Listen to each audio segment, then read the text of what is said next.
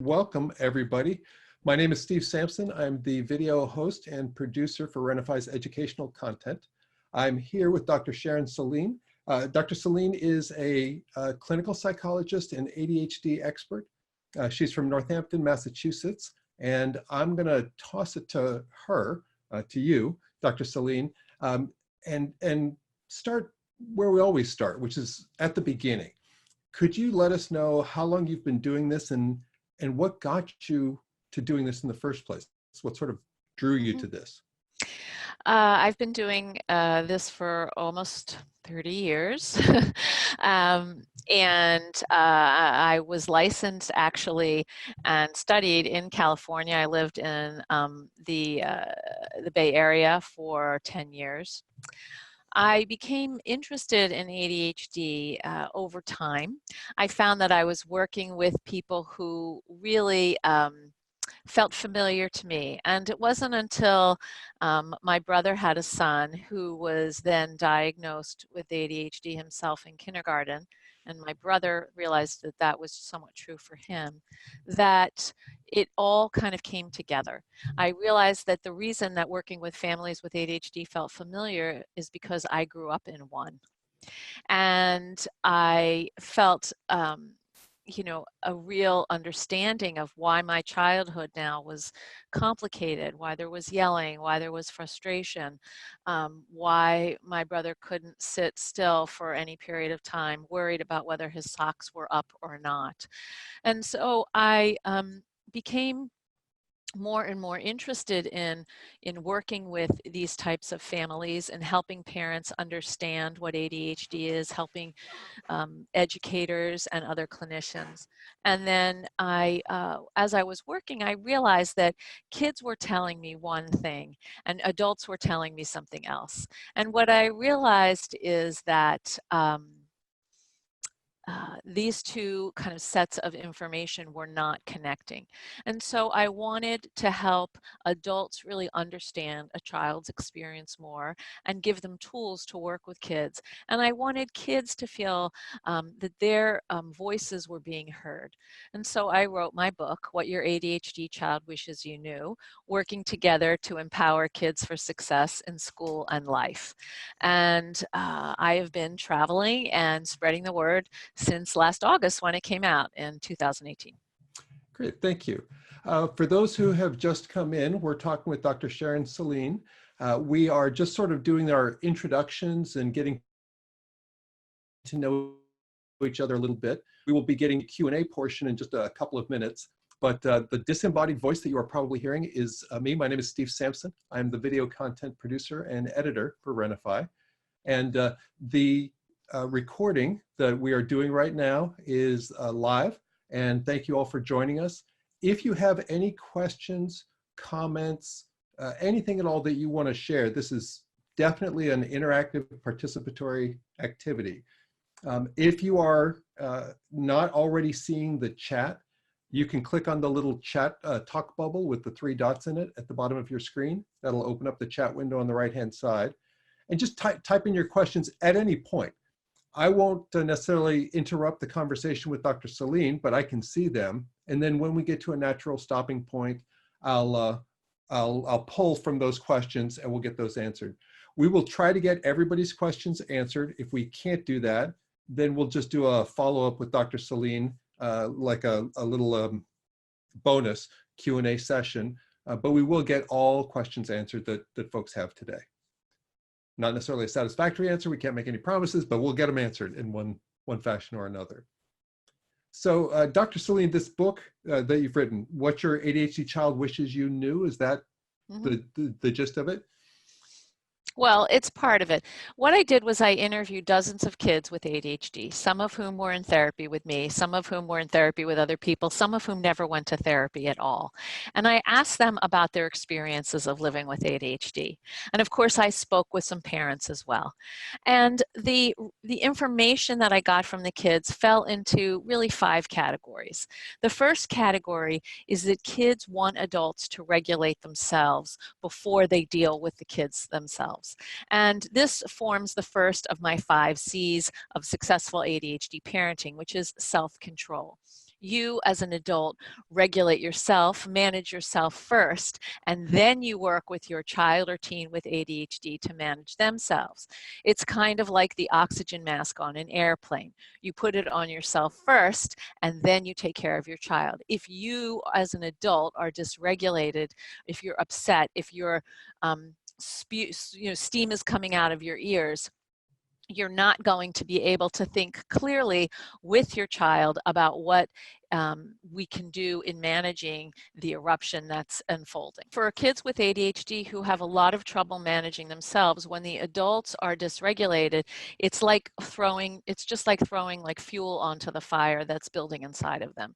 And we can talk later about how adults can help manage themselves more effectively and manage their kids. So the second theme that I heard from kids was that they want to feel understood and forgiven, even if they don't understand or forgive themselves. And this led to the second C, which is compassion. Meet your child where they are, not where you think they should be or where you would like them to be. This is the core of positive parenting, positive attachment, and acceptance. We want kids with ADHD to feel like we understand what they're living with and we're working with them, not against them. The third theme that kids told me is that they want to have a say in any plans or programs that are being created for them. And this is because they often are told what to do, and what they're told to do doesn't necessarily make sense to their particular brain. And so this formed the third C, which is collaboration. How do you work with a child with ADHD towards a goal that you share together? And this means you're doing you're doing a strength-based program that is focused on incentives that motivate kids, that matter to kids themselves. When kids participate in the creation of any plan or program, they have more buy-in and therefore more participation and better cooperation.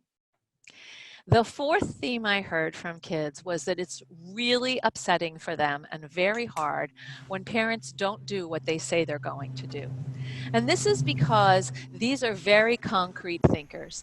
And when parents shift from one thing to another, when they say they're going to do something and then don't do it, it's hard for these kids to understand, what am I supposed to expect? And a lot of this has to do with the fact that kids with ADHD really benefit from routines.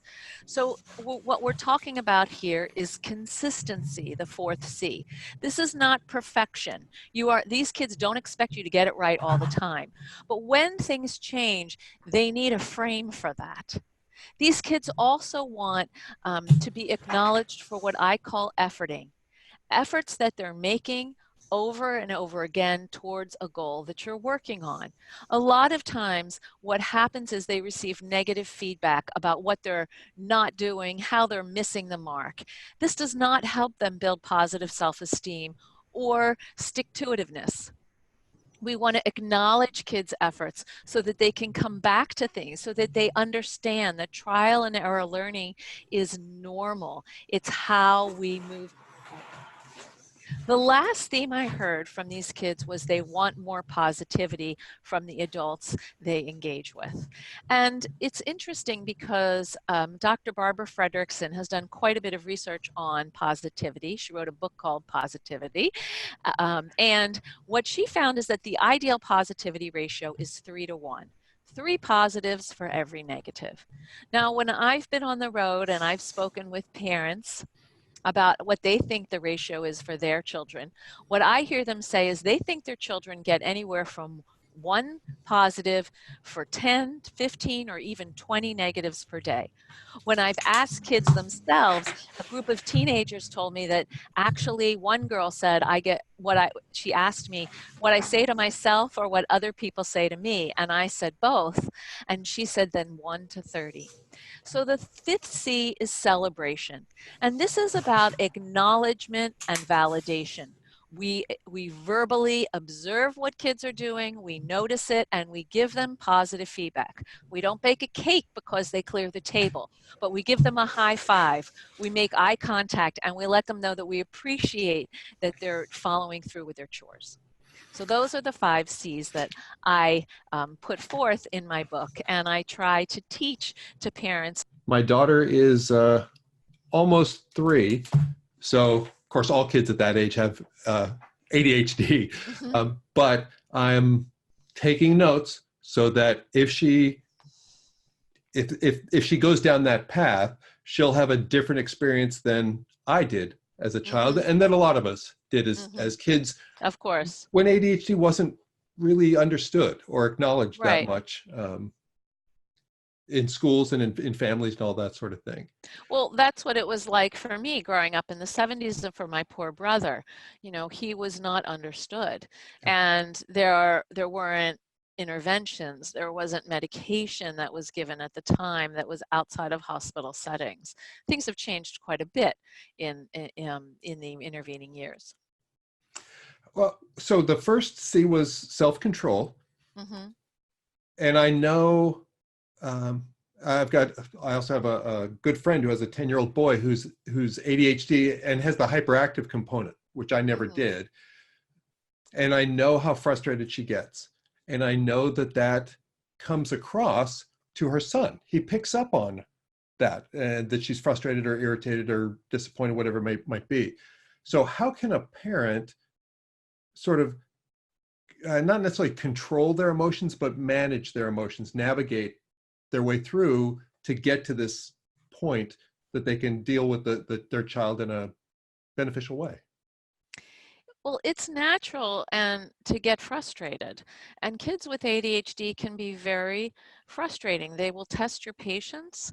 They will test your ability to manage your anger all the time. The issue is not that we're going to eliminate those feelings, is how do we manage them more effectively? And the way that you're going to do that is by trying to predict times when they happen. So when can you notice that you're starting to become triggered? What are the internal signs for you? Do you start to feel sort of hot? Does your breath shorten? Does your heart beat faster? These are signs that you are being set off. And this is the signal for you that you need to take a time apart, that you need to bring yourself back and rein yourself in so that you can deal with the situation in front of you. Now, there are many breathing techniques parents can do. You can do on your own or with your child. I personally love alternate nostril breathing from yoga. You breathe in and out, and you breathe in and out. How is that different from what I learned, which was breathe in through your nose and out through your mouth? Because kids with ADHD will do this. Oh, got it. That's not super effective. This breathing actually gives them something to do, and it slows them down, and it slows you down. So what you can do is you can call a stop and do the breathing exercise. You can call for a change of environment. Go outside and shoot a couple hoops with your son. Have your child run around the living room. Yourself, do a downward dog. Have a glass of water. Anything you can do that can get you out of that particular moment. One of my personal favorites is going to the bathroom, because kids understand that their parents have to go to the bathroom and that they are not always welcome in the bathroom. And so you can go to the bathroom, wash your hands, splash some water on your face, say something encouraging to yourself like, you can do this, we've been here before, you've got it. And even if there's screaming, crying, kicking on the other side of the door, you're more pulled together. So you can go out there and deal with the situation. Then you can work with your child in how they're going to regulate themselves. Again, I think for most kids, particularly kids above the age of 8, you can talk with them about those moments when they lose it, even with kids who are 5. You know, those moments when they're just having a tantrum. Those tantrums are not fun for them to experience, and they're not fun for you or yourself as an adult, or for both of you. So what you want to do is to try to come up with a plan for when the tantrum is building, what you notice. You can also give feedback as a parent. I see that you're starting to get, your voice is getting louder. Remember, we talked about that. That's a sign that you're getting angry. Tell me use your words and tell me what you're angry about. So you want to help them actually verbalize what's going on rather than act it out. And it's good to have a plan. When kids are activated, what is the calm me down plan? You can have one girl I worked with went under her bed because she had a very high bed and she had a book and a flashlight, and that's what she liked to do. Another boy liked to go in and pet the dog. Someone else I worked with had 2 children out of her 3 who had ADHD, and she went to the dollar store and made calm me down boxes. And when it was time for a time apart, there was a calm me down box. The timer was set because it takes anywhere from 10 to 15 minutes for the body to reset after an amygdala hijack, which is when your feeling brain takes over your thinking brain. And so you have a plan for the process. You can't plan for every single situation, but you have a plan for the process. And that includes creating some sort of options for when you're out in the world. You know, if you go to the grocery store and your child wants you to buy Fruit Loops and you don't buy Fruit Loops and they're having a meltdown, what's the option for you? So these are things, the conversations that you want to have in advance with your kids, rather than trying to negotiate things once the eruption has occurred. That never works because everyone is upset and they're just trying to contain. We have to have a plan that we're going to refer to. If your child doesn't comply with the plan, then you also talk about that. Well, let's say we set this up and you decide you're not going to do it. What are the options then? Ask kids these questions. They actually have ideas about what to do for themselves, and sometimes their ideas are even stricter than the things you would come up with. So some kids actually say, when I'm losing it, I need a hug. And that's really challenging for parents who don't want to really hug their child right now. Or can we sit on the sofa and you read me a story? I can't manage myself. I need you to help me. You know, I had a couple thoughts there. One is just how important it is to start with that first C, with self-control. Correct. And it seems like a lot of these techniques can be combined. So you could say, Dad has to go to the bathroom. While I'm there, why don't you do your left and right breathing? Or, go get you go get your calm me down box and I'll do the breathing. Those sorts of things that you can partner with the kids. Exactly. There might even be music that you agree to put on. I'm going to put on that Beatles song you really like, although I'm dating myself because most kids today don't want to listen to the Beatles, but you know what I mean. I do. Yeah, I've tried to get my daughter and stepdaughter into the Beatles, and they don't appreciate it the way I hope they will when they're older. That's okay. Now, there are a lot of parents who have trouble with their emotions, not only in the moment, when they're sort of they're in crisis mode, but there's emotional resistance to my child has ADHD, my child, there's something wrong with them, my child, so I think there are a lot of parents who are very loving parents, they're good parents, but there's some sort of emotional block to admitting that my kid needs special attention or my kid needs medication or things like that. What can you tell a parent who is struggling with that? Well, ADHD is a biologically based disorder. And frankly, no child wants to have a disorder. No adult really wants to have a disorder. People really don't want to go to the doctor. They associate going to the doctor with being sick. And that's a real challenge for families with kids with ADHD because it's not about being sick. It's about having a brain that's wired differently. And we have to honor that by talking about what it's like to be what I call an out-of-the-box thinker. There's not something wrong with you. Your brain just thinks differently, and perhaps you come by it naturally. 57% of adults with ADHD have a child with ADHD. And 33% of families with one child with ADHD have a second child with ADHD. So when people feel like they're in a new territory that they don't understand, the best thing that you can do is get some real information. And I'm not talking about, Google search, falling into the Google black hole. I'm talking about joining ADHD parent support groups, checking out CHAD, which is an international organization for children and adults with ADHD, checking out ADA, which is an organization for adults in particular. CHAD often it has to do with more parenting issues, but not exclusively. Go to one of their conferences. They have a conference next week starting Thursday morning in Philadelphia. Join a local CHAD group, join an ADHD parenting support group, get some books, my book and a million other ones. There's a book called Understanding Girls with ADHD. There's books about boys with ADHD. Get information, listen to some podcasts. Edward Hallowell, who has written a number of books about ADHD, including Driven to Distraction, has a podcast. And there are so many different podcasts. My friend Jeff Copper has a podcast for adults with ADHD. I know many of them. I can't even think of them in the moment, but I'll try to come back to them. So I think it's normal to have some grief when your child is diagnosed, and some relief also, and sometimes both. You can have one or the other or both.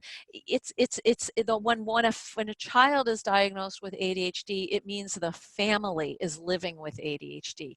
And so you have to adjust your mindset now. It's not about what is wrong with your child and how can you fix that. It's how can we as a family live better with ADHD? I'll say, just want to add that I believe, and you tell me if I'm right or wrong here, but I believe that if the family works with the ADHD child or children on their ADHD, then the child learns how their ADHD impacts the relationships that they have and how they can sort of coach the relationships that they'll have as an adult on, this is a way that works for my ADHD and it'll make us both happier in the long run. Is that fair to say? The best thing parents can do for kids with ADHD is to normalize that everybody has a different type of brain. And I thought of the other podcast that's really great. It's by Eric Tivers. And really, if you go on podcasts and you type in ADHD, you'll see about 7 million. So we want to help kids understand that people have different kinds of brains and to accept the brain that they have. I have a worry brain. I come from a long line of neurotic, anxious Jewish women. I come by this naturally, right? And I laugh about it. I try to laugh about it. It's not always easy. But I tell kids who come in my office, I have a worry brain. Your brain has attention that wanders, or you have a fast brain. I don't tend to use the word ADHD or the label because kids don't understand it and it's not near their experience. We want to help them come up with a term for their brain that makes sense to them. And I've had kids come up with everything from dreamy brain, foggy brain, dancing brain, racing brain, creative, interrupting brain, whatever it is. That's what we want to call it so that they can start to own it and accept it rather than I have a disorder. Yeah, I think helping kids to understand that their brain is different from other people's brains, but not worse than. They just have this flavor, and everybody has their own flavor. Exactly, because kids compare themselves to their peers all the time. They're well aware that they're different, particularly if you have a coexisting learning disability or anxiety or high-functioning autism. You're aware that you're missing certain things, certain social interactions. You're struggling, at school in different ways. And so it's important as adults that we help them say, okay, so I'm not great at math, but I am I'm a good artist. I draw really well. Like, we want to lean into their strengths. And that's why my approach is a strength-based approach. That we want to identify what kids are good at and really amplify that, and then pick one thing at a time to improve. One of the reasons that I think parents feel so frustrated is there are multiple areas simultaneously with their kids that they want to change and get better and make sure they learn the skills. There are 11 executive functioning skills. You cannot teach them all at the same time. So pick one that you want to work on and that your child also wants to work on. You'll see more success if you're working together on something that matters to them as well.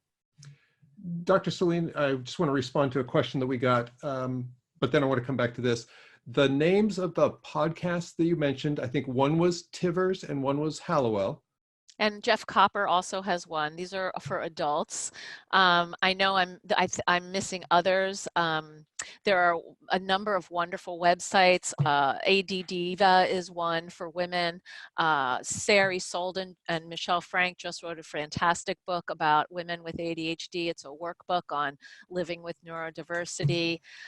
There are just so many resources. Jessica McCabe has a fantastic YouTube channel. It's funny. It's insightful, it's personal. I think she offers a lot of great tips for people. So I can't actually come up with all of these on my own right now. No. Well, and I was just going to say, we'll, for those who are members, Rena-Fi members, in the description for the video, we'll have them listed, but also we're going to have at least one YouTube excerpt on this. And in the description for that, we'll list all these different resources. So after the fact, I mean, give me a few days to edit the video, get it uploaded, but we'll be posting at least one excerpt. And so if folks just go on YouTube and they search for Rena-Fi, RENA-FI, and Saline, SALINE, those two search terms should get you right to our video. Or they can just go to our Rena-Fi channel. And without trying to be shamelessly self-promoting, I have a YouTube channel myself, which has lots of videos, and I have a website that has tons of free stuff you can download, www.drsharonsaline.com, and that's my YouTube channel as well. And you know, of course, you know, if you want to I keep constant updates on Facebook about interesting articles, groups, supports, things I'm doing, other people are doing. So, you know, I think really, you know, trying to insert yourself into the ADHD community, and it's quite large at this point, would be very helpful for any parent with a new diagnosis. 11 different executive function skills. What are just a couple of them that are kind of the most common or the most prevalent? I know impulsivity, like impulse control. So there's verbal and behavioral impulse control, there's emotional control, there's working memory, time management, sustained attention, planning and prioritizing, organization, just to name a few of them. And the last executive functioning skill to develop is what we call self-evaluation, also known as metacognition. And so that's your ability to really have self-awareness, to understand how what you're doing is affecting other people, and to make good decisions, exercise, sound judgment. The executive functioning skills reside right behind your forehead. If you put your hand on your forehead, the prefrontal cortex is in charge of directing the rest of the brain with these skills. And the brain develops from the back to the front and the inside out. And so the last part of the brain to develop, so the back of the brain is the physiological brain, which of course we need for breathing and heart rate and such. And the middle of the brain is the emotional brain, and that's also where memory and language are. And then the front of the brain, the prefrontal cortex, is often called the thinking brain or the human brain. And this brain is the director of the entire brain. It's the command center for the brain. And it finishes developing in neurotypical brains at the age of 25. And in ADHD brains, there's a 3-year delay, so it's around 28. People with learning disabilities, people who are on the high-functioning autism spectrum scale, a disorder, excuse me, they also will have delays in the development of their executive functioning skills. We've got a question just came up in chat that parallels my own experience. So one of our attendees has a cousin who is a senior in high school, has had a lot of negative educational experiences, and is very resistant or pessimistic about their chances for success in college. And I've got a 23-year-old niece who came to stay with me, and it's the same thing. After high school, she was just glad to get out of there, but I think she could do a lot more than she's doing.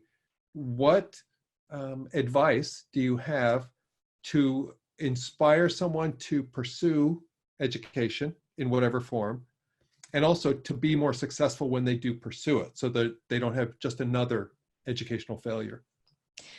Well, for a lot of kids with ADHD who find school extremely distasteful and have been very unsuccessful at it, I'm not sure that I would encourage more college education, academic education right after high school.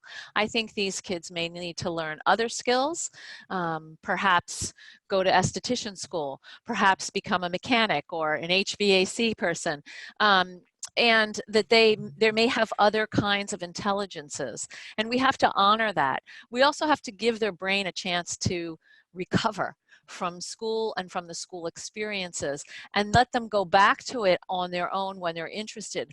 Some of these kids need time just working at a bakery, working at a cafe, working at CVS, just to actually get a sense of who they are separate from academics challenges or failure.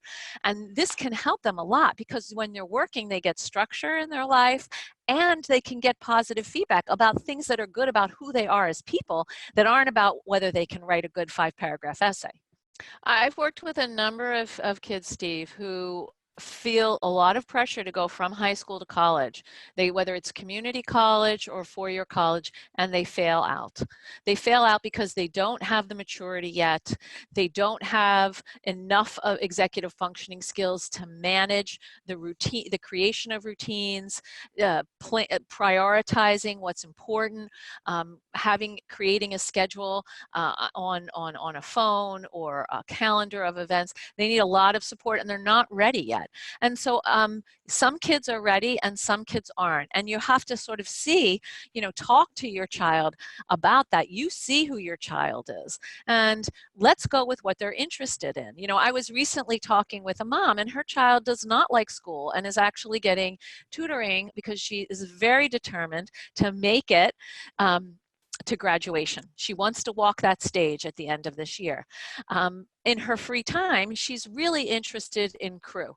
That's what she likes to do. She rows on the team, and she hangs out at the boathouse, and she helps the person who is the coach of the team train and help younger kids work out. This is what she likes to do. And so we talked about, how can we expand that in her life? Is that something that she could work, get a job for after school is over, assisting the coach in some way, maybe working for money, somewhere, I can't, I'm just pulling a blank right now, at a grocery store, and then spending time in something that they love. Kids with ADHD need to connect with something they love because they lack dopamine. And dopamine is a neurotransmitter that helps us stay interested, receive pleasure, get rewards. And the brains with ADHD don't release or reload enough dopamine at the synaptic sites of the neurons, which is a whole lot of fancy science for saying they don't have enough dopamine available to send messages efficiently. They make it, but it's not released or reloaded efficiently. And so because if an action is not interesting for them, it's gonna be a lot harder for them to sort of create the motivation to do it. That's why kids with ADHD need external motivators that matter to them and that change, because eventually those external motivators will be internalized. But in neurotypical brains, that process happens in late teens, early 20s, +3. Right? So we're talking early 20s to mid 20s for kids with ADHD. And so some kids need this extra time, and they need this kind of structure and routine to help them get through the stuff that they really hate doing. You know, as adults, we can say, okay, I'm gonna do my dishes before I watch my TV show, because I know from experience that I'm not gonna do my dishes after I watch my show. So I set up my own external motivator. I do my dishes and then I watch the show. I've learned that over time. These kids need to learn that, and it takes them longer, because working memory, which is often impaired in kids with ADHD or adults with ADHD, needs more time to consolidate new routines, new patterns, new lessons. The thing that really resonated for me with the concept of pursuing something non-academic, at least for a while, you know, for a year or two or whatever, until you figure something out, is I know that people with ADHD, when they find something that engages them, they excel. Our ADHD brains can actually help us do better than the typical brain when we find that engagement. And then once you find that engagement, then I could see, with crew, for example, get into crew and really start to do well with it. And then this person might think, I want to go to school to get a degree in something that will help me Physical education, right? Exactly. But then it's real, and we can connect with it. Exactly. And, you know, there are plenty of kids who have attention issues who are academic, and they're very strong in math or science, or they really love literature, or they're tremendous artists. Again, it's about finding what interests your child and growing that, you know, whether it's academic or not. And there are plenty of kids who have ADHD and go right from high school to college. They're ready. Yep. Some kids take a gap year. Some kids take 5 years. You know, the question is taking a longer view. And I think that's hard for parents in today's world, where we feel pressure to make sure our kids are going to succeed. And particularly with this generation of parents, we're involved. Some would say helicoptering, sometimes snow plowing even, and we want to make things easier for our kids. But kids have to learn lessons on their own. Yeah, we do. Yeah, at Rena-Fi, we do a lot of financial literacy education. And I've interviewed a couple of folks who've made that same point regarding money, which is you can't just write checks, because your children will never develop a healthy relationship with money. Exactly. They have to go hungry a little bit and fall on their face a little bit to gain those life skills that they need. And I think the ADHD folks, it takes us longer to learn a lot of those skills. So as parents, we need to, like you said, take the long view and give them the time to learn those skills. We've got yes, go ahead. Sorry, just a question from our audience. If you have a child who does well, an ADHD child who does well in a smaller, more structured environment, but they're going to one of these big suburban high schools, these big sprawls, do you have any recommendations for private schools or alternative schools or supplemental solutions that can help a child who does well in a small environment but isn't in a small environment? I don't have like personal recommendations of various schools. I think, again, we want to honor the child's learning style. And if your child needs to be in a smaller school environment, then is there a charter school? Is there scholarship for a private high school? And if none of those things are available, then it's important that you work with the public school district to make sure that your child has an adequate IEP, more than a 504, because they need extra support. And that is very hard for a lot of parents. It's hard to set up the meetings. It's hard to advocate. If you are struggling with advocating for your child in your school district, I encourage you to look for an educational advocate.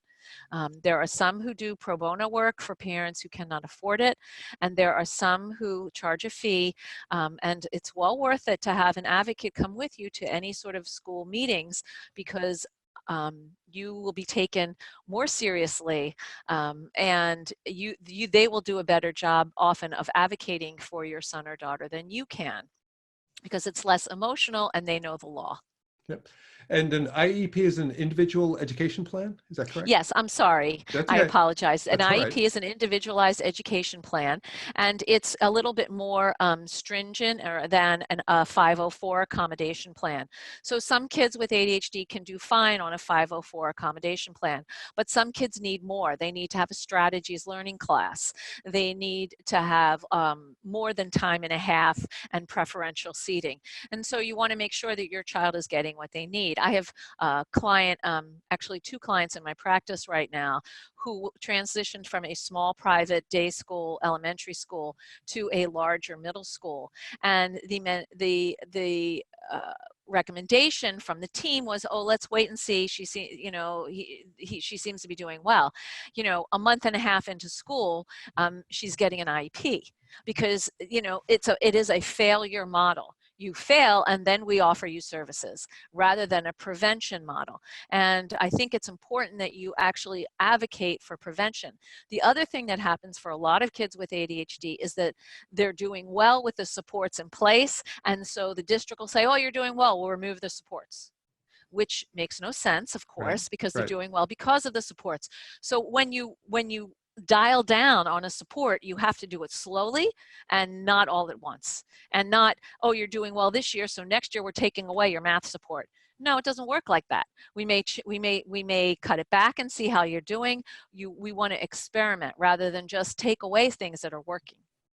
Now, in addition to the 504s and the IEPs and the sort of academic-based, institutional-based issues or things that we can do to help kids, there are, from my own experience, and I'm sure from everyone's experience here, there are authority issues that ADHD kids have.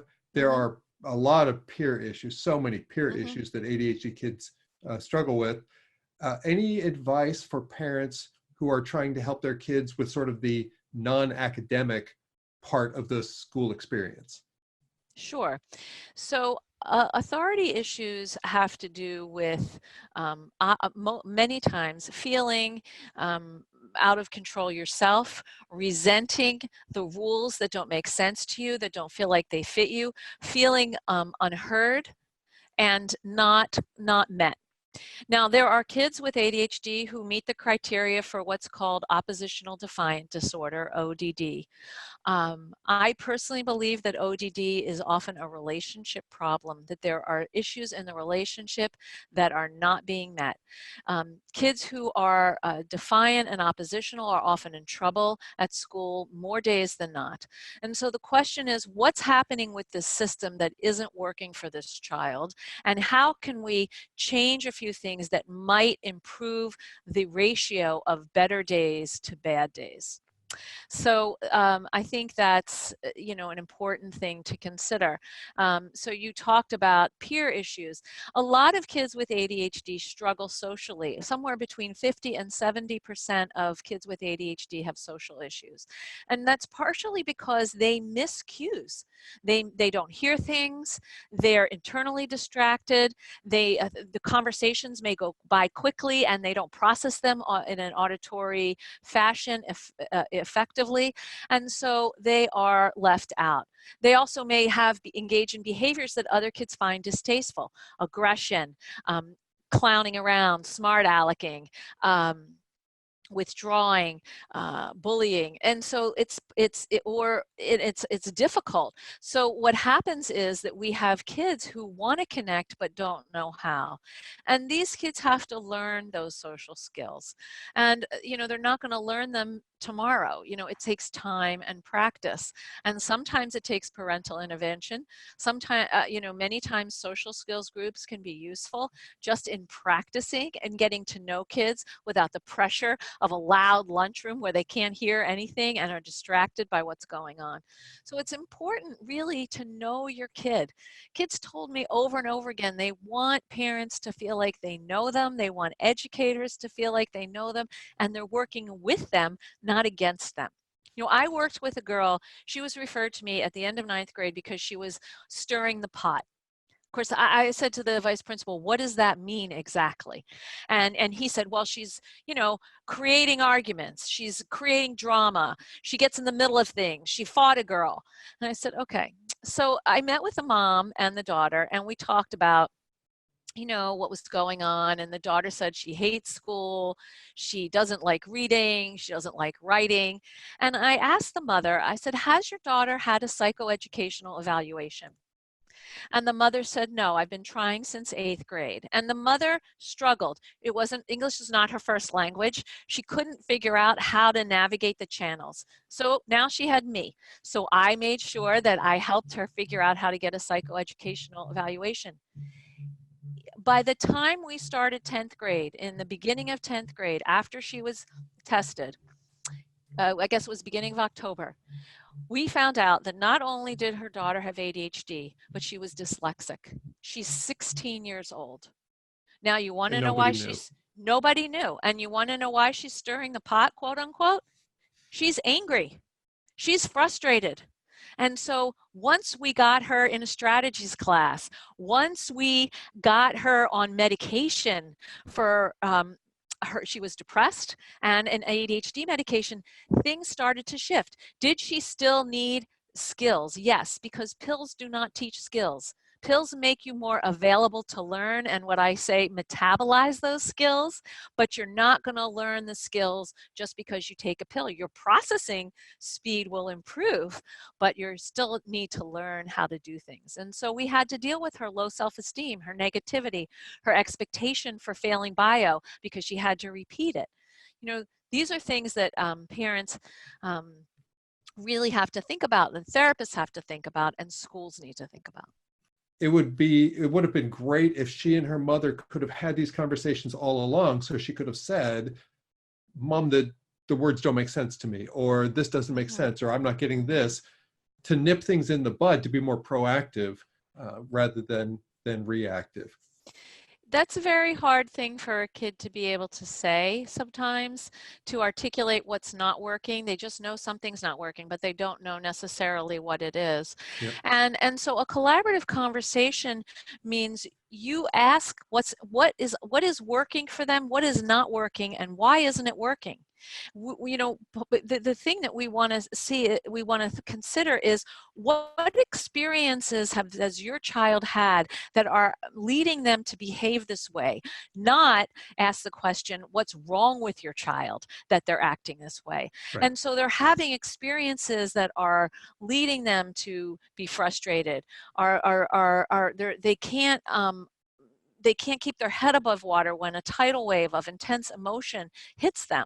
And so we have to work with them. And so those conversations involve reflective listening. Oh, so what's really hard for you is when I yell at you, because then you want to yell back. Yes, I don't like when you yell at me. Well, what's hard for me is when I tell you 3 times to put your shoes on and you don't put your shoes on, and then I yell at you.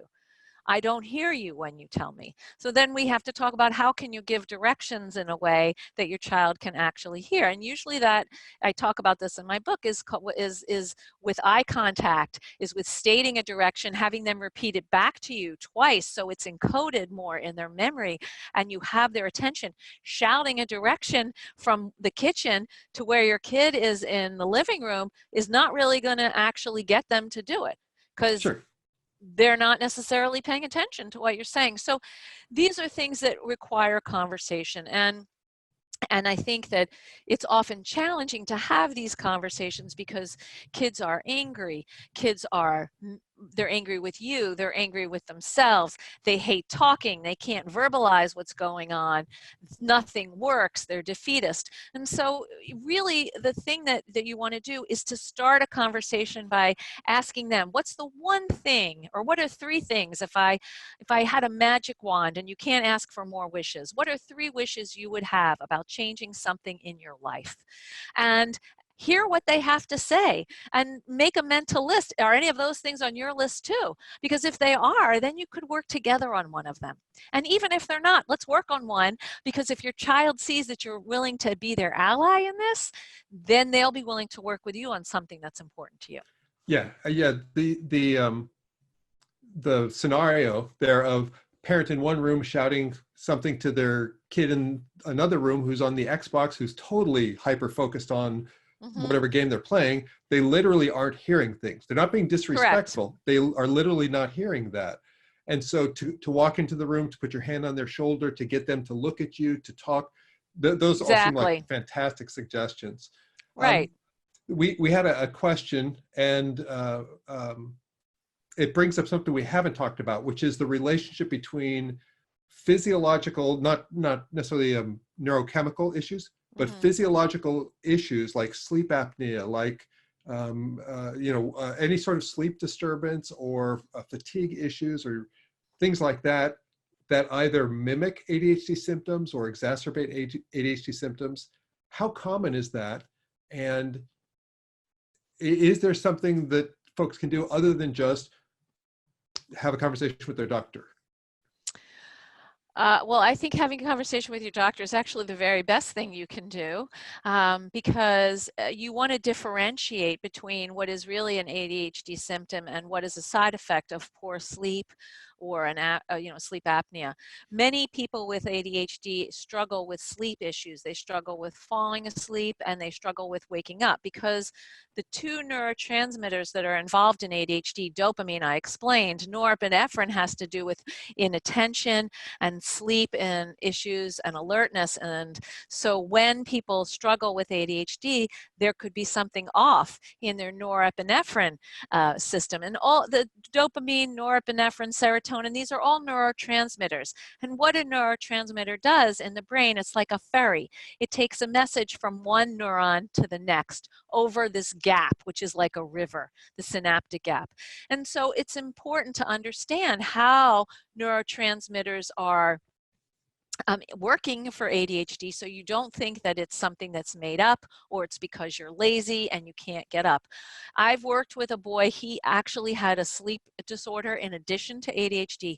He could not get up in the morning, and his parents were so frustrated, he was frustrated, and so he needed to see a sleep expert, and the sleep expert was able to help him, gave him some medication, gave him some routines, came up with alarm systems. These are things that were very important for this child. All right. Well, thank you so much. We've got a few more minutes. I don't want to hold you over or anyone else over. So last chance for questions. Anybody who's on board here. But Dr. Saline, I really do want to thank you. This has been fantastic information. Is there anything that you would like to share that we haven't asked you about? So I'd like to talk about how it's hard to give help to kids who don't want it. So a lot of times parents feel like they're offering good help to kids who are rejecting their help. And, why are they rejecting the help? And the way they're rejecting the help is because, a lot of times kids are rejecting help because they're ashamed, because they've lost hope, because they don't see a light at the end of a tunnel. And so we want to help them feel like there is a light. One of the great things about an ADHD brain is it's a now or not now brain. If you're in it now, it matters. If you're not in it now, or it's not something that has to do with right now, it doesn't matter. And so a lot of kids are able to get up and start school all over again the next day, even though the last day was terrible. And so we want to help kids really try to see that receiving assistance does not mean they are a failure, is not something to be ashamed of, but it's a natural part of living. And you are trying to teach them essential skills for independence. Kids are programmed to move independently away from you. That is the process of development. Work with that. Use that. Talk with them about the kind of help that they are willing to receive and the kind of help they're not.